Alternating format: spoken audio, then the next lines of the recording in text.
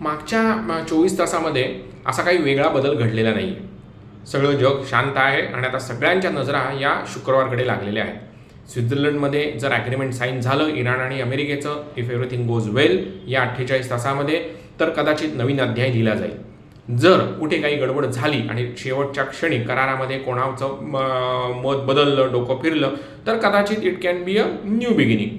पण let's hope that everything goes well and ends well also. कारण येणारी जी काही न्यू बिगिनिंग असेल ती आपल्याला कोणालाच परवडणारी नाही आहे. कारण मागचे 3 महिने सगळ्या जगाने जो काही त्रास सहन केलेला आहे तो फारच मोठा आहे, भयानक आहे. मग तो सगळ्यांनाच बसलेला आहे. मग असा काही वेगळा बदल झालेला आहे का? तर फारसा काही नाही. मग त्या याच्यामध्ये एवढंच आहे की स्पेसएक्सचा जो IPO आहे तो IPO नवीन भरारी मारतो आहे. भारतामध्ये सुद्धा जिओचा एक नवीन IPO येऊ घातलेला आहे. येणाऱ्या 4-5 महिन्यांमध्ये ते तो IPO येईल. त्या IPOचे डिटेल्स येत्या काही दिवसांमध्ये येतील. पण मंडळींनो, हा IPO आहे जवळपास $4 बिलियन. बरं, मग आता 2-3 दिवस आपण माहिती घेत आहोत ते RBI, त्यांची पॉलिसी आणि त्या पॉलिसीमध्ये वापरले जाणारे जे जडजंबाळ शब्द आहेत किंवा जे शब्द आहेत ते शब्द आपल्याला ते ऐकून, बघून, वाचून असं वाटतं की आपण त्या इकॉनॉमिक धोरणांपासून लांबच राहिलेलं बरं आहे. पण त्या शब्दांचा, त्या पॉलिसीचा आपल्या डेली लाईफशी म्हणजे दररोजच्या जीवनाशी 100% संबंध असतो. फक्त तो संबंध आपल्याला रिलेट करता येत नाही म्हणून आपण त्या सगळ्या इकॉनॉमिक स्टेटमेंट्सपासून लांब जातो. असो, पहिल्या दिवशी आपण बघितलं म्हणजे सोमवारी आपण बघितलं ते म्हणजे इकॉनॉमिक पॉलिसी कशी असते ती हॉकिश किंवा डोविश. काल आपण बघितलं ते इन्फ्लेशन रिलेटेड. इन्फ्लेशन म्हणजे काय, त्याचे कारणं आणि त्याचा परिणाम वगैरे. आज आपण काय बघणार आहोत जाणून घेऊया आजच्या भागामध्ये. नमस्कार, मी प्रद्युम्न सेवेकरी, तुम्ही बघता BPS इन्व्हेस्टमेंट्स ऑनलाईन. आज आपण बोलणार आहोत ते कॅड म्हणजे काय, तर करंट अकाउंट डेफिसिट. 4-5 मुद्दे आहेत, 5 मिनिटामध्ये मी तुमच्यासमोर ठेवायचा प्रयत्न करतो. पहिला मुद्दा अर्थातच कॅड म्हणजे काय, करंट अकाउंट डेफिसिट म्हणजे काय. त्याच्यानंतर आपण बोलूया ते म्हणजे कॅड होण्याची काय कारणं आहेत. तिसरं आहे की त्याच्यातनं आपल्याला कसं बाहेर पडता येऊ शकतं. चौथं आहे ते म्हणजे त्याचा इकॉनॉमी, करन्सीवरती काय इम्पॅक्ट पडतो. आणि 5वं, करंट अकाउंट डेफिसिटवाले टॉप 5 देश कुठले आहेत आणि करंट अकाउंट सरप्लसवाले टॉप 2-3 देश कुठले आहेत. तर मंडळींनो, करंट अकाउंट डेफिसिट म्हणजे काय, तर जसं नाव आहे त्याच पद्धतीने करंट अकाउंट म्हणजे व्यापारातनं आलेली तूट. मग ती ज्या करंट अकाउंटवरती असते त्याच्यामध्ये जेव्हा पैसा कमी येतो म्हणजे काय, तर आपण विकलेला जो माल आहे त्या मालाची किंमत किंवा मिळालेला पैसा हा आपण जो काही विक्रीला माल ठेवलेला आहे म्हणजे my cost price is higher than that of the selling price, त्यावेळेला मला आपसुकच प्रॉफिट होणार नाही आहे. बरोबर, त्याच्यातनं मला काय होणार आहे तर तो लॉस होणार आहे. मग then when there is a loss in to that policy that is called as a deficit. मग डेफिसिट जेव्हा करंट अकाउंटवरती येतं त्यावेळेला ते करंट अकाउंट डेफिसिट असं टर्म केलं जातं. आता मग ते व्हायचं मग काय कारण असतं, तर जसं आत्ता आपण इथं बोललेलो आहोत त्या याच्याप्रमाणे आपला जेव्हा खर्च जास्त होतो दिलेल्या विक्री किमतीपेक्षा, तर त्यावेळेला ते करंट अकाउंटचं डेफिसिट तयार होतं. आता कुठलाही देश जेव्हा वस्तूंची विक्री करतो किंवा त्यांना जे काही उत्पन्न, देशाला उत्पन्न कुठनं मिळतं, एक्सपोर्ट्समधनं.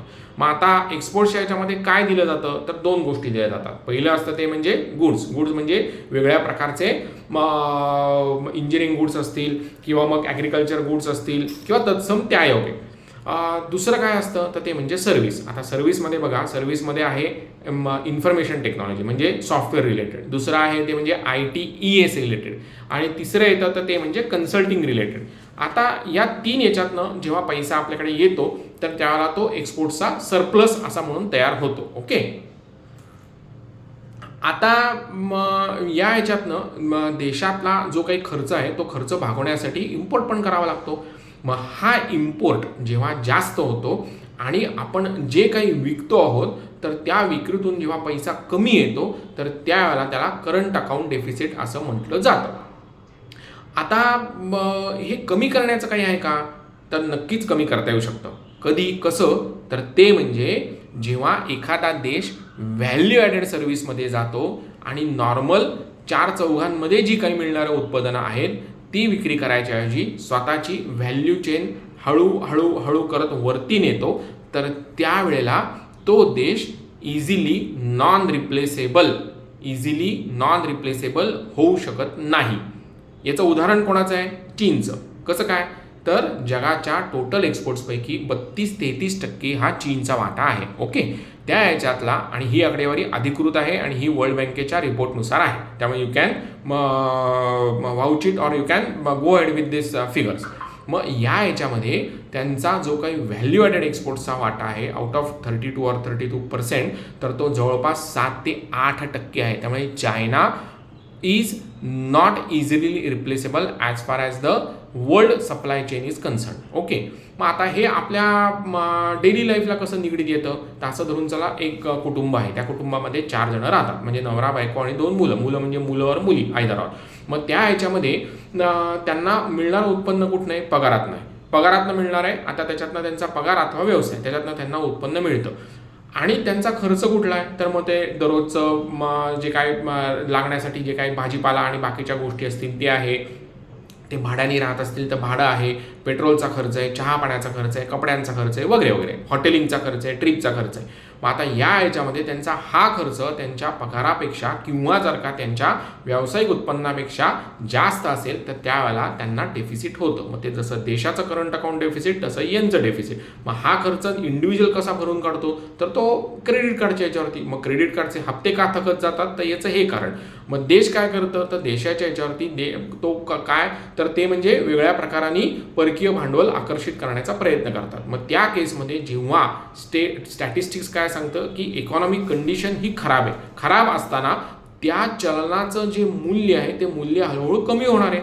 ओके, मग चलनाचं मूल्य जर का कमी झालं तर काय? बेसिक किंवा फंडामेंटल इकॉनॉमिक स्टॅटिस्टिक्स हे खराबच होत चाललेलं आहे. मग त्यावेळेला त्या देशातनं जेव्हा मोठ्या प्रमाणावरती पैसा बाहेर जातो तर त्यावेळेला त्या चलनाचं मूल्य तर कमी होतच होतं, पण देशाची इकॉनॉमिक परिस्थिती पूर्णतः ढासळलेली असते. आपल्या आजूबाजूला असे कित्येक देश आहेत की ज्यांची परिस्थिती तुम्ही त्या पद्धतीने बघू शकता.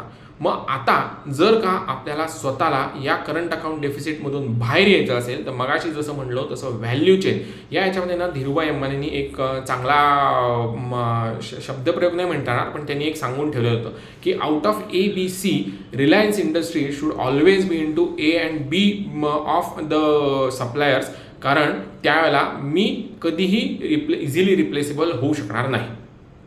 विचार 31 वर्षांपूर्वी त्यांनी केलेला होता. सगळ्या जगाला, इंडिव्हिज्युअल्सला, सगळ्यांना तो लागू पडतो.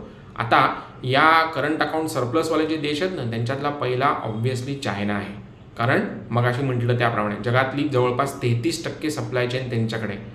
जगातला सर्वात मोठा करंट अकाउंट डेफिसिट असलेला देश अर्थातच अमेरिका आहे. गंमतशीर आहे ना परिस्थिती. असंच आहे, पण असेच वेगळे विषय जाणून घेऊया आपण येणाऱ्या काही भागांमध्ये. आवडलं सबस्क्राईब करा, शेअर करा. BPS investments. उद्याच्या भागामध्ये पुन्हा नवीन विषय घेऊन भेटूया. तोपर्यंत have a good day, happy investments.